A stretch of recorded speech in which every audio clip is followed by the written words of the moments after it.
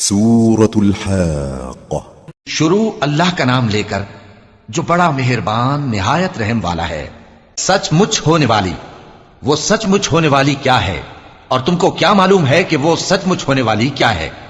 وہی کھڑکھڑانے والی جس کو سمود اور عاد دونوں نے جھٹلایا۔ سو سمود تو زبردست زلزلے سے ہلاک کر دیے گئے، رہے عاد تو ان کو نہایت زوردار آندھی سے تباہ کر دیا گیا۔ اللہ نے اس کو 7 رات اور 8 دن ان پر چلائے رکھا۔ تو اے مخاطب، تو ان لوگوں کو اس میں اس طرح گرے ہوئے دیکھتا جیسے کھجوروں کے کھوکھلے تنے، پھر کیا تو ان میں سے کسی کو بھی باقی دیکھتا ہے؟ اور فرعون اور جو لوگ اس سے پہلے تھے اور وہ جو الٹی ہوئی بستیوں والے تھے، سب گناہ کے کام کرتے تھے، سو انہوں نے اپنے پروردگار کے پیغمبر کی نافرمانی کی تو اللہ نے بھی ان کو بڑا سخت پکڑا۔ جب پانی طغیانی پر آیا تو ہم نے تم لوگوں کو کشتی میں سوار کر لیا تاکہ اس کو تمہارے لیے یادگار بنائیں اور یاد رکھنے والے کان اسے یاد رکھیں۔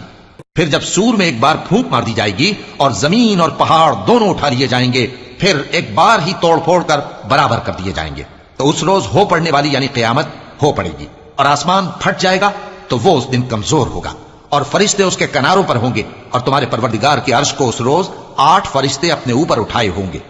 اس روز تم لوگ سب پیش کیے جاؤ گے اس طرح کہ تمہاری کوئی پوشیدہ بات چھپی نہ رہے گی۔ اب جس کا اعمال نامہ اس کے داہنے ہاتھ میں دیا جائے گا وہ دوسروں سے کہے گا کہ لیجئے میرا نامہ اعمال پڑھیے، مجھے یقین تھا کہ مجھ کو میرا حساب کتاب ضرور ملے گا۔ بس وہ شخص من مانے عیش میں ہوگا، یعنی اونچے باغ میں جس کے میوے جھکے ہوئے ہوں گے۔ ان سے کہا جائے گا کہ جو اعمال تم ایام گزشتہ میں آگے بھیج چکے ہو ان کے عوض مزے سے کھاؤ اور پیو۔ اور جس کا نامہ اعمال اس کے بائیں ہاتھ میں دیا جائے گا تو وہ کہے گا اے کاش مجھ کو میرا اعمال نامہ نہ دیا جاتا اور مجھے معلوم نہ ہوتا کہ میرا حساب کیا ہے۔ اے کاش موت میرا کام تمام کر چکی ہوتی، آج میرا مال میرے کچھ بھی کام نہ آیا، مجھ سے میرا اقتدار جاتا رہا۔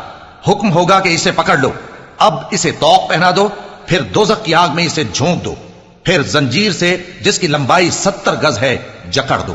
یہ نہ تو اللہ عظمت والے پر ایمان لاتا تھا اور نہ فقیر کے کھانا کھلانے کی ترغیب دیتا تھا، سو آج اس کا بھی یہاں کوئی دوست نہیں اور نہ اس کے لیے کوئی کھانا ہے سوائے زخموں کے دھون کے، جس کو گناہگاروں کے سوا کوئی نہیں کھائے۔ سو میں ان چیزوں کی قسم کھاتا ہوں جو تم کو نظر آتی ہیں اور ان کی جو تمہیں نظر نہیں آتی، کہ یہ قرآن ایک معزز فرشتے کا پہنچایا ہوا کلام ہے، اور یہ کسی شاعر کا کلام نہیں، مگر تم لوگ بہت ہی کم ایمان لاتے ہو، اور نہ کسی کاہن کا قول ہے، لیکن تم لوگ بہت ہی کم غور و فکر کرتے ہو۔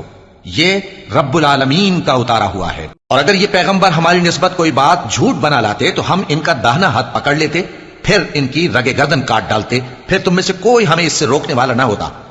اور یہ کتاب تو پرہیزگاروں کے لیے نصیحت ہے، اور ہم جانتے ہیں کہ تم میں سے بعض اس کو جھٹلانے والے ہیں۔ نیز یہ کافروں کے لیے موجب حسرت ہے، اور کچھ شک نہیں کہ یہ یقین کرنے کے لائق ہے۔ سو تم اپنے پروردگار عظیم کے نام کی تسبیح